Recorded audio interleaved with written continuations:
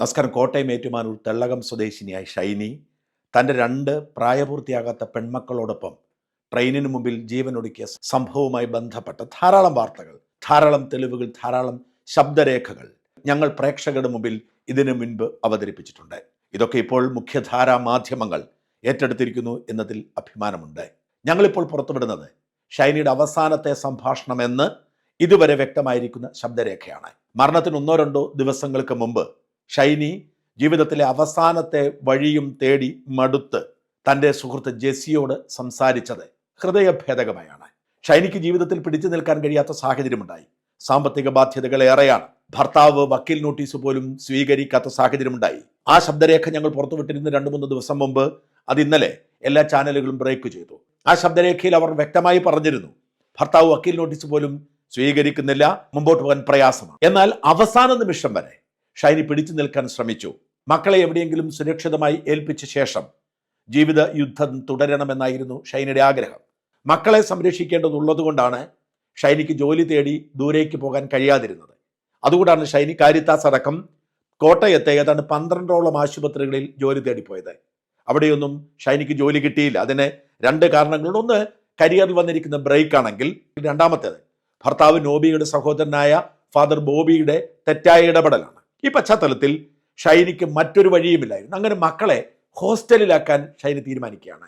മക്കളെ ഹോസ്റ്റലിലായാൽ പിന്നെ അവരുടെ കാര്യം ശരിയാവുമല്ലോ എന്ന് കരുതി ഷൈനി അതിനുവേണ്ടി ഒരുപാട് ശ്രമിച്ചിരുന്നു. അതിന്റെ ഭാഗമായി ഷൈനി ചില സുഹൃത്തുക്കളുടെ സഹായത്തോടു കൂടി പല ഹോസ്റ്റലുകളിൽ, SHലും ഹോളി ക്രോസിലും അടക്കം പല ഹോസ്റ്റലുകളിൽ പോയി അവരെ മക്കളെ നിർത്താൻ ശ്രമിച്ചു. പക്ഷേ ഈ കുട്ടികളുടെ പ്രായവും അവർക്ക് മാതാപിതാക്കളില്ലാത്തതും, ഷൈനി പോയാൽ ഈ കുട്ടികളെ നോക്കാൻ ആരുമില്ലാത്ത സാഹചര്യവും ഒക്കെ ഉണ്ടാവാം, അതോ മറ്റാരുടെയെങ്കിലും ഇടപെടൽ കൊണ്ടാണോ എന്നറിയില്ല, ആ ഹോസ്റ്റലുകളിലൊന്നും ഷൈനിക്ക് ഇടം കിട്ടിയില്ല. ഒടുവിൽ ഒരു ഹോസ്റ്റലിൽ പോയി ഷൈനി മക്കളെ ഏൽപ്പിക്കാൻ അവർ പറഞ്ഞ എല്ലാ നിബന്ധനകളും, ഒറ്റയ്ക്ക് താമസിക്കേണ്ടി വരും, ഒറ്റപ്പെട്ട മുറിയാണ്, കൂടെ ആരും ഉണ്ടാവില്ല, അവിടെ പാമ്പ് കയറിയതാണ്, പേടിയുണ്ടാവാൻ പാടില്ല, ഭക്ഷണം മോശമാണ് എന്നൊക്കെ പറഞ്ഞ് അതെല്ലാം ഷൈനി സമ്മതിച്ചു. എന്നിട്ടും തീരുമാനമുണ്ടായില്ല. ഒരുപക്ഷെ ഈ ഹോസ്റ്റലിൽ കൂടി അനുമതി നിഷേധിച്ചതോടെയാവാം ഷൈനി മരണമെന്ന ഏറ്റവും സങ്കടകരമായ തീരുമാനത്തിലേക്ക് പോയത്. മക്കളെ ഹോസ്റ്റലിലാക്കാൻ പോലും കഴിയാത്ത സാഹചര്യമാവാം ഷൈനി ഒരുപക്ഷെ ഇനി ഈ ലോകത്ത് പിടിച്ചു നിൽക്കാൻ കഴിയില്ല. തന്നെ മാത്രമല്ല തൻ്റെ മക്കളെയും ആർക്കും വേണ്ട എന്ന ഒരു തോന്നലിൽ നിന്നുണ്ടായ തീരുമാനത്തിലേക്ക് നയിച്ചത് എന്ന് തോന്നുന്നു. നമ്മൾ പലപ്പോഴും പറയാറുണ്ട്, ഷൈനി എന്തിന് മക്കളെ കൊലയ്ക്ക് കൊടുത്തു എന്ന്. മക്കളെ ഒറ്റയ്ക്കിട്ടിട്ട് പോകാൻ ഷൈനിക്ക് പേടിയായിരുന്നു. മക്കളെ ഹോസ്റ്റലിലാക്കി എവിടെയെങ്കിലും പോയി ജോലി ചെയ്ത് ജീവിക്കാൻ ഷൈനി ആഗ്രഹിച്ചു. ബാന്ദ്രയിലെ ഒരു ആശുപത്രിയിൽ ജോലി ശരിയായിരുന്നു. പക്ഷേ മക്കളെ ഹോസ്റ്റലിലാക്കുന്നത് മാത്രം നടക്കുന്നില്ല എന്നും ഷൈനി മുമ്പ് ജോലി ചെയ്ത റോസ മിസ്റ്റിക്ക കെയർ ഹോമിലെ ജീവനക്കാരിയായ ജെസ്സിയോട് പറയുന്ന ശബ്ദരേഖ കേൾക്കുക. അതുകൊണ്ട് സിസ്റ്റർ, എങ്ങനെയെങ്കിലും എനിക്ക് അല്ലെങ്കിൽ ഇവിടെ ഇല്ലെങ്കിൽ വേറെ ഏതെങ്കിലും അടുത്തുള്ള ഏതെങ്കിലും അറിയാവുന്നതുകൊണ്ട് ഹോസ്റ്റലിൽ എനിക്ക് കണ്ടുപിടിച്ച് തരാൻ പറ്റും. പിന്നെ SFSന്റെ കാര്യം ചോദിച്ചു. അന്നേരം അവിടെ ഹോസ്റ്റലിൽ അതിരമ്പഴയിലങ്ങണ്ടാന്ന് പറഞ്ഞു. പിന്നെ അവിടുത്തെ അച്ഛനെ വിളിച്ച് ചോദിച്ചു. അന്നേരം അച്ഛൻ പിന്നെ നമ്പർ കൊടുത്തു. അന്നേരം അവിടെ SFSലെ പിള്ളേരും പിന്നെ വേറെ യൂണിവേഴ്സിറ്റിയിലെ പിള്ളേരെ മാത്രം എടുക്കും, അല്ലാതെ പുറത്തുനിന്ന് പിള്ളേരെ എടുക്കില്ല എന്ന് പറഞ്ഞു. പിന്നെ അതിന്റെ അപ്പുറം എങ്ങാണ്ടൊരു വേറെ ഹോസ്റ്റലുണ്ടത് വലിയവരുടെ എങ്ങാണ്ടാന്ന്. നേരത്തേക്ക് പിള്ളേരെ അങ്ങനെ നിർത്താൻ പറ്റിയല്ല. അത് ഒരാളെങ്ങാണ്ട് ഒരു റൂമിൽ 4 പേരെ മറ്റെങ്ങാണ്ട. അന്നേരം പിള്ളേരാകുമ്പോൾ നിർത്താൻ പറ്റില്ല. 6 കഴിയുമ്പോഴത്തേനും പിള്ളേരാന്ന് പറഞ്ഞപ്പം അങ്ങനെ പിള്ളേരെ നിന്നോടെന്നൊക്കെ പറഞ്ഞു തരാം. അത് പറ്റിയെന്ന് പറഞ്ഞു. പിന്നെ SFSലെ പിള്ളേർക്ക് അവിടെ ഉള്ള ഹോസ്റ്റലിലെ പിള്ളേർക്ക് ഇവിടുന്ന് സ്കൂളിൽ നിന്ന് ഫുഡ് കൊണ്ട് കൊടുക്കുന്നെന്നും പറഞ്ഞു. അന്നേരം അങ്ങനെ ചോദിച്ചപ്പോഴത്തേക്ക് പിന്നെ അത് വഴിയടഞ്ഞു. പിന്നെ ലാസ്റ്റ് സിസ്റ്ററോട് പറഞ്ഞു, സിസ്റ്റർ എങ്ങനെയെങ്കിലും എന്തെങ്കിലും ഒരു വഴി കാണിച്ചു തരണം, എനിക്ക് പറ്റില്ല, അല്ലെങ്കിൽ എനിക്ക് വേണമെന്ന് പറഞ്ഞു. എന്നിട്ട് പിന്നെ സിസ്റ്റർ പിന്നെ പറഞ്ഞു എന്നോട് ചോദിച്ചു, അത് ആ ഒരു റൂമേ ഉള്ളൂ, അത് പൊളിക്കാതിട്ടിരുന്നു. പക്ഷേ പിള്ളേർ തന്നെ കിടക്കുമെന്ന് ചോദിച്ചാൽ അങ്ങനെയില്ല, കുഴപ്പമില്ല, കടന്നോളും, അവിടെയാണെങ്കിലും പിള്ളേർ തന്നെ കിടന്നോളും, റൂമിൽ തന്നെ കടന്നോളും. അന്നേരം പറഞ്ഞു, പാമ്പം കണ്ട് നാളെ കയറി. ഞാൻ അതൊക്കെ പോയില്ല സിസ്റ്റർ, ഇത്തിരി നാളായില്ല, ഇനിയിപ്പോൾ പാമ്പൊന്നും അവിടെ കാണുമെന്നില്ല, അതൊക്കെ ഇറങ്ങിപ്പോയി കാണും, അല്ലാതെ അതിന് കുഴപ്പമൊന്നുമില്ല. അന്നേരം പിള്ളേർ തന്നെ കിടക്കുക, അല്ലെങ്കിൽ ഞാൻ അവിടെ പോയി കിടക്കേണ്ട വരും. ഞാൻ പറഞ്ഞില്ല സിസ്റ്റർ, കുഴപ്പമില്ല, പിള്ളേരുടെ കടന്നോളെന്ന് പറഞ്ഞു. എന്നിട്ട് എന്നോട് ചോദിച്ചു, പിള്ളേർ ഫുഡ് ഞങ്ങൾ കഴിക്കുന്ന ഫുഡൊക്കെ ആയിരിക്കും, ഞങ്ങൾ അത് കുഴപ്പമൊന്നുമില്ല, പിള്ളേർ കഴിച്ചുകൂടെ കഞ്ഞിയൊക്കെയാണ്. ഞാൻ പറഞ്ഞു, സിസ്റ്റർ ഞങ്ങളും പിള്ളേർ ഉണ്ടായപ്പോൾ അവിടെ കഞ്ഞിയായിരുന്നു, ഇവിടെയും കഞ്ഞിയാണ് രാത്രിയിൽ, അവിടെ ഞങ്ങൾക്ക് കഞ്ഞി, അത് കുഴപ്പമൊന്നുമില്ല, പിള്ളേർക്ക് അങ്ങനെ പ്രത്യേകിച്ച് കറി വേണമെന്ന് കഞ്ഞി വേണമെന്ന്. ഞാൻ പിന്നെ ഇളയതാണോ ഒന്നും തന്നെയല്ല, അതാണെങ്കിൽ അതിനെന്തെങ്കിലും ഒരു പൂച്ചി നിന്ന് ഇച്ചിരി കഞ്ഞി ഇച്ചിരി കറികൾ എന്തെങ്കിലും ഒരു ഇച്ചിരി അത് തിന്നുപോയില്ലെന്ന് പറഞ്ഞു. അതുകൊണ്ട് അതൊന്നും കുഴപ്പമില്ല സിസ്റ്റർ, അതൊക്കെ ഞങ്ങൾ അഡ്ജസ്റ്റ് ആയിക്കോളും, എങ്ങനെയെങ്കിലും എനിക്ക് ഒരു ഇതുണ്ടാക്കി തന്നാൽ മതി എന്ന് പറഞ്ഞ അന്നേരം പറഞ്ഞ ആ സിസ്റ്ററിനോട് ഞാൻ ചോദിച്ചിട്ട് ഞാൻ പറയാമെന്ന് പറഞ്ഞു. ജസ്റ്റ് ഉറങ്ങിയിരുന്നേറ്റോ. പിന്നെ ഞാനിവിടെ വന്നപ്പോഴത്തേക്ക് 3:15 അവിടെ ഞാൻ SH പോയി ചോദിച്ചു. അവിടെ പോയിട്ടെങ്കിൽ ഒരു രക്ഷയില്ല. അവർ പറഞ്ഞു പിന്നെ വലിയ പിള്ളേരെയാണ്, ചെറിയ പിള്ളേരെ നടത്തിയാല അങ്ങനെ എങ്ങനെയാ പിള്ളേരെ നോക്കണ്ടേ, അപ്പനും ഇല്ല അമ്മയില്ല, നമ്മളങ്ങനെ നിൽക്കുമ്പോൾ ഈ പിള്ളേരെ ഒത്തിരി കെയർഫുള്ളായിട്ട് നോക്കണം, ഇവിടെ നമുക്ക് വേക്കൻസി ഇല്ല, അങ്ങനെ നമ്മളെടുക്കുകയില്ല, റൂമില്ലെന്ന് പറഞ്ഞാൽ എന്നെ പോലെ ഒരവസ്ഥ വന്നു. എങ്കിലും പുള്ളിക്കാരൻ കുറേ വർത്താനം പറഞ്ഞു, കുറേ നേരം അവിടെ ഇന്ന് കുറേ കരഞ്ഞും പറിച്ചൊക്കെ നോക്കിയിട്ട് പുള്ളിക്കാരൻ പറഞ്ഞ് ഇല്ലാഞ്ഞിട്ട് നമ്മളെ കൊണ്ട് അവിടെ നിർത്താൻ പറ്റിയില്ല എന്ന് പറഞ്ഞു. അത് കഴിഞ്ഞ് പിന്നെ അവിടെ നിന്ന് കുറേ കഴിഞ്ഞ് കുറേ നേരം കഴിഞ്ഞ് ലാസ്റ്റ് പിന്നെ എന്നാൽ ഒന്നുകൂടി പോയി സിസ്റ്ററെ ഒന്ന് പോയി കാണട്ടെന്ന് പറഞ്ഞു. പിന്നെ ഹോൾ ക്രോസിൽ പോയി അവിടെ പോയി സിസ്റ്ററിനോട് കുറേ വർത്താനം പറഞ്ഞ് സിസ്റ്റർ എങ്ങനെയെങ്കിലും എനിക്ക് അത്രയേ പറ്റുള്ളൂ, എനിക്ക് വേറെ ഇപ്പം നിർവാഹമില്ല, അതപ്പം എനിക്ക് അല്ലെങ്കിൽ പിന്നെ സ്കൂളിൽ മാറ്റേണ്ടി വരും, പിന്നെ ഇന്നും ഞാൻ ഉണ്ടാവില്ല. അപ്പം നമ്മോട് ഇങ്ങനെ പറഞ്ഞു, പിന്നെ പറയാൻ പോവാന്ന് പറഞ്ഞപ്പോഴത്തേക്ക് പിള്ളേരെ നോക്കാൻ പറ്റിയാണ്. ജെസ്സിയുമായി ആയിരുന്നു അവസാന നാളുകളിൽ ഷൈനി സംസാരിച്ചു കൊണ്ടിരുന്നത്. ജെസ്സിയുടെ കൂടി സഹായത്തോടെയാണ് ഷൈനി മക്കളെ ഹോസ്റ്റലിൽ നിർത്താൻ ശ്രമിച്ചതും അതിനുവേണ്ടി തീവ്ര പരിശ്രമം നടത്തിയതും. ഈ ശബ്ദരേഖയിൽ നിന്ന് നമ്മൾ മനസ്സിലാക്കുന്നത് ഷൈനി എത്രമാത്രം പിടിച്ചു നിൽക്കാൻ ശ്രമിച്ചിരുന്നു. അവസാന നിമിഷം വരെ മക്കളെ സുരക്ഷിതമായി എവിടെയെങ്കിലും ഏൽപ്പിച്ചിട്ട് ജോലി തേടിപ്പോകാൻ ശ്രമിച്ചിരുന്നു എന്നാണ്. അവിടെയാണ് നമ്മുടെ ഈ പൊതുസമൂഹവും സഭയുമൊക്കെ ഷൈനിയോട് ചെയ്ത ക്രൂരത പൂർണ്ണമാകുന്നത്. ഷൈനിക്ക് ജോലി കൊടുത്തില്ല, അതിന് സാങ്കേതിക പ്രശ്നമുണ്ട്. പക്ഷെ ഷൈനിയുടെ മക്കളെ ഒരു ഹോസ്റ്റലിൽ നിർത്താൻ പോലും ഈ ഹോസ്റ്റൽ മാനേജ്മെന്റുകൾ സമ്മതിച്ചില്ല. അവർ സാങ്കേതിക കാര്യങ്ങൾ പറഞ്ഞ് ഒഴിഞ്ഞുപോയി. ഷൈനിക്ക് സാമ്പത്തിക സുരക്ഷിതത്വം ഇല്ലാത്തത് കൊണ്ടാവാം, അല്ലെങ്കിൽ മുമ്പ് സൂചിപ്പിച്ചതുപോലെ നോബി എന്ന് പറയുന്ന വൈദികന്റെ ഇടപെടൽ കൊണ്ടാവാം, നമുക്കറിയില്ല.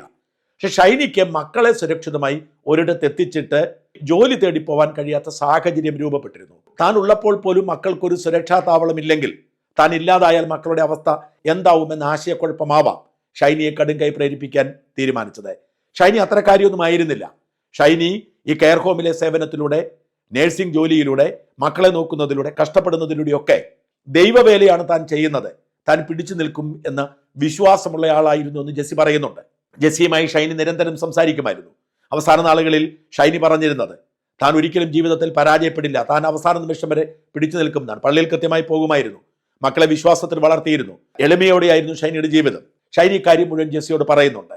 ഇവിടെ നമ്മൾ ഗൗരവമായി കാണേണ്ട ഒരു കാര്യം, ഷൈനിയുടെ പിതാവിന്റെ ഒരു അഭിമുഖം മറുനാടന്റെ ലേഖകൻ പീയൂഷ് എടുത്തത് വലിയ വിവാദമായിരുന്നു.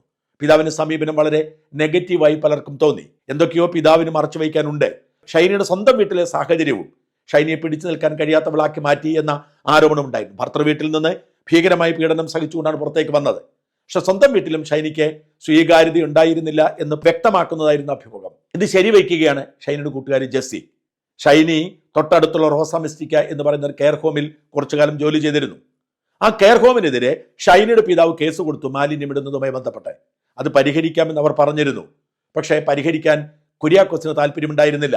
അങ്ങനെ അവരുമായി പ്രശ്നമായി കേസായി ഷൈനിക്ക് ജോലി ഉപേക്ഷിക്കേണ്ടി വന്നു. പുറത്താക്കിയതാണോ രാജിവെച്ചതാണോ എന്ന് വ്യക്തമല്ല. ആ കെയർ ഹോമുകാരാണ് വാസ്തവത്തിൽ ഷൈനിയെ ഒരുപാട് സഹായിച്ചിരുന്നത്. പക്ഷെ ആ കെയർ ഹോമുമായി ബന്ധമുണ്ടാക്കാനോ ആ കെയർ ഹോമിന്റെ വാഹനത്തിൽ കയറ്റാനോ പോലും പിതാവ് സമ്മതിച്ചിരുന്നില്ല. മാത്രമല്ല അവർ കൊടുത്തിരുന്ന കേക്ക് മക്കളെ കൊണ്ട് തിരിച്ചു കൊടുപ്പിച്ചിരുന്നു. അത്തരമൊരു മാനസിക സാഹചര്യം സ്വന്തം വീട്ടിലും ഷൈനിക്കുണ്ടായിരുന്നു എന്നാണ് ഇപ്പോൾ മനസ്സിലാക്കാൻ കഴിയുന്നത്. ഷൈനിയുമായി ബന്ധപ്പെട്ട് ജെസ്സി പറയുന്ന കാര്യങ്ങൾ കൂടി കേൾക്കുക. ഷൈനിയും റോസംസ്റ്റിക്ക കെയർ ഹോമിൽ നിന്ന് തുടങ്ങിയ പരിചയമാണ്. ഷൈനി നല്ലൊരു ആക്റ്റീവ് ആയിട്ടുള്ള ഒരു കുട്ടിയാണ്. എല്ലാവരുമായിട്ട് നന്നായി മിങ്കിൾ ചെയ്തു പോവുകയും അതുപോലെ തന്നെ പേഷ്യൻസിനോടായിട്ടും നല്ല കെയർ ഒക്കെ കൊടുക്കുകയും ചെയ്യുന്ന നല്ല എല്ലാവർക്കും ഇഷ്ടമുള്ള നല്ലൊരു കുട്ടിയായിരുന്നു. അതുപോലെ തന്നെ നന്നായിട്ട് പ്രാർത്ഥിക്കുകയും പള്ളിയിൽ പോവുകയും കുട്ടികളെയും ആ വഴിയെ തന്നെ ഫോളോ ചെയ്യിപ്പിക്കുകയും ഒക്കെ ചെയ്തിരുന്നു. പിന്നെ റോസംസ്റ്റിക്ക കെയർ ഹോമിൽ നിന്ന് അവർക്ക് കുറച്ച് നാൾ കഴിഞ്ഞപ്പോൾ അവിടെ നിന്ന് പിരിഞ്ഞു പോകേണ്ടതായിട്ട് വന്നു. കാരണം അവിടെ ഒരു ഡ്രെയിനേജ് പ്രശ്നം ഉണ്ടായി കഴിഞ്ഞപ്പോൾ അവളുടെ ഫാദർ അതിനെതിരെ കംപ്ലൈന്റ് ചെയ്യുകയും അതിന്റെ ഭാഗമായിട്ട് അവർക്ക് അവിടെ നിന്ന് പിരിഞ്ഞു പോകേണ്ടതുമായിട്ട് വന്നു. അവിടെ നിന്ന് പിരിഞ്ഞു പോയതിനു ശേഷം അവള് പല സ്ഥലങ്ങളിലും ജോലിക്കായി അന്വേഷിക്കുകയും അതുപോലെ തന്നെ അതോടൊപ്പം തന്നെ അവള് എൻക്ലക്സ് ആറിന് വേണ്ടി പ്രിപ്പയർ ചെയ്യുകയും ചെയ്യുന്നുണ്ടായിരുന്നു. നിർഭാഗ്യവശാൽ അവർക്ക് എങ്ങനെ തന്നെ ജോലി ശരിയായി കിട്ടിയില്ല. അപ്പം എൻക്ലക്സ് ആറിന് വേണ്ടിയിട്ട് പ്രിപ്പയർ ചെയ്തുകൊണ്ടിരുന്നതിനാൽ ഇനി ആ വഴിയെ ഞാൻ പോവുകയാണെന്നാണ് എന്നോട് പറഞ്ഞത്. അപ്പം വീട്ടിലും അതുപോലെ തന്നെ അവൾ എന്നോട് പറഞ്ഞിട്ടുണ്ട് ചില പ്രശ്നങ്ങളൊക്കെ ചുങ്കത്ത് വെച്ചും അതുപോലെ തന്നെ ഇവിടെയും ചില പ്രശ്നങ്ങളും ബുദ്ധിമുട്ടുകളും ഒക്കെ ഉണ്ട്. കുട്ടികൾക്ക് ചില പ്രശ്നങ്ങളൊക്കെയാണ് ഇവിടെ അതുപോലെ കുട്ടികളോട് ഇവിടുത്തെ ഗ്രാൻഡ് പേരൻസ് ഇച്ചിരി സ്ട്രിക്റ്റ് ആയിട്ടാണ് പെരുമാറുന്നത്. അത് അവർക്ക് അതുപോലെ കുട്ടികൾക്ക് ഒരുപോലെ വിഷമം ഉണ്ടാക്കുന്നുണ്ട്. അതുകൊണ്ട് കുട്ടികളെ എങ്ങനെയെങ്കിലും ഇവിടുന്ന് മാറ്റി നിർത്തണം, അവർക്ക് എവിടെയെങ്കിലും ജോലിക്കായിട്ട് പോകണമെന്ന് എന്നോട് പല പ്രാവശ്യവും പറഞ്ഞിട്ടുണ്ടായിരുന്നു. അപ്പൊ അങ്ങനെ ഇരുന്നപ്പോഴത്തേന് കുറച്ച് ദിവസം മുമ്പ് എന്നോട് നേരത്തെ പറഞ്ഞിരുന്നു, കുട്ടികളെ നെക്സ്റ്റ് ഇയറിലേക്കെങ്കിലും അവിടെ ഹോസ്റ്റലിലേക്ക് മാറ്റണം, ഞാൻ എവിടെയെങ്കിലും ദൂരെ ജോലിക്കായിട്ട് പോവുകയാണെന്നും എന്നോട് പറഞ്ഞിരുന്നു. അപ്പൊ ഈ അടുത്ത നാളുകളിൽ പാദ്രയിൽ അവൾക്ക് ജോലി ശരിയായെന്നാണ് അവൾ എന്നോട് പറഞ്ഞത്. അതിന്റെ ഭാഗമായിട്ട് അവള് കുട്ടികളെ ഹോസ്റ്റലിലേക്ക് മാറ്റണം, അത് എവിടെയെങ്കിലും ഉണ്ടോ എന്ന് അന്വേഷിച്ച് എന്നോട് സംസാരിച്ചിരുന്നു അതിനെക്കുറിച്ച്. അപ്പോൾ ആ കുട്ടികൾ പഠിക്കുന്നത് ഇവിടെ ഹോളിക്രോസ് സ്കൂളിലാണ്. അപ്പൊ ഹോളിക്രോസിൽ നേരത്തെ തന്നെ ഒരു ഹോസ്റ്റൽ ഉണ്ടായിരുന്നു. ഇപ്പം കുട്ടികൾ ഇപ്പൊ ഈ അതിന്റെ റിപ്പയറിംഗിന്റെ ഭാഗമായിട്ട് ആ ഹോസ്റ്റൽ അടച്ചിരിക്കുകയായിരുന്നു. അപ്പം ഞാൻ ഷൈനിയോട് പറഞ്ഞു, ഷൈനി ഇവിടെ വന്ന് പ്രിൻസിപ്പളുമായിട്ടൊന്ന് സംസാരിച്ച് നോക്ക്. അപ്പം അതിന്റെ ഭാഗമായിട്ട് ഷൈനി ഇവിടെ വരികയും അതുപോലെ തന്നെ പ്രിൻസിപ്പളുമായിട്ട് സംസാരിക്കുകയും ചെയ്തു. അപ്പോൾ ഷൈനിയുടെ ബുദ്ധിമുട്ടുകളും പ്രയാസങ്ങളും ഒക്കെ കണ്ട് പ്രിൻസിപ്പൾ പറഞ്ഞു, ഓക്കെ ഞാൻ ഹോസ്റ്റൽ കുട്ടികൾക്കായിട്ട് അലോ ചെയ്യാമെന്നും പറഞ്ഞ് ഹോസ്റ്റൽ അവർക്ക് സാങ്ഷൻ നൽകുകയും ചെയ്തു.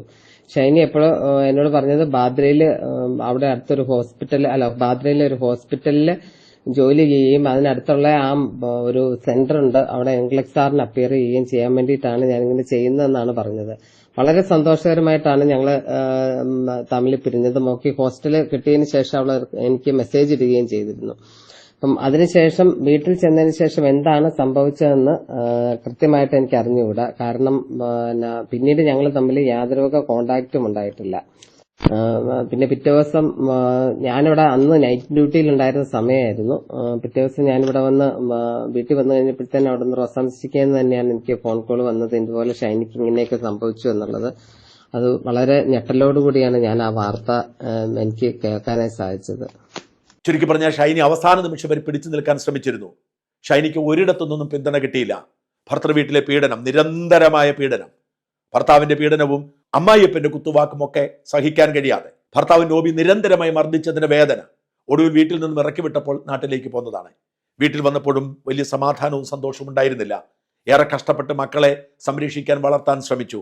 എവിടെയെങ്കിലും ജോലി കിട്ടുമെന്ന് പ്രതീക്ഷിച്ച് ഓടി നടന്നു. മക്കളെ എവിടെയെങ്കിലും ഹോസ്റ്റലിലാക്കി പുറത്തേക്ക് പോയി ജോലി ചെയ്യാൻ. അമേരിക്കയിൽ പോകാനുള്ള എൻഗ്ലസിന്റെ ട്രെയിനിങ്ങിന് പോകുന്നുണ്ട്. ഒപ്പം തന്നെ ബോംബെയിൽ പോയി ജോലി ചെയ്ത് കുടുംബം നടത്താൻ ആഗ്രഹിച്ചു. ഇതൊക്കെ സാധിക്കാതെ വന്നപ്പോൾ, മക്കളെ പോലും സംരക്ഷിക്കാൻ ആരുമില്ലാതെ വന്നപ്പോഴാണ് ഷൈനി മരണം തെരഞ്ഞെടുത്തത് എന്ന് വ്യക്തമാകുന്നു.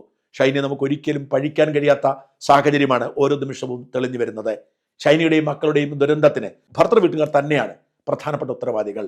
പക്ഷേ നമ്മൾ എല്ലാവരും ആ ഉത്തരവാദിത്വം ഏറ്റെടുക്കേണ്ടവരാണ്. ഷൈനിയുടെ സ്വന്തം വീട്ടുകാരും സഭയും സമൂഹവും സുഹൃത്തുക്കളും നാട്ടുകാരും ഇപ്പോൾ വിലപിക്കുന്ന നമ്മളുമൊക്കെ ഈ മഹാദുരന്തത്തിന്റെ ഉത്തരവാദികളാണ്.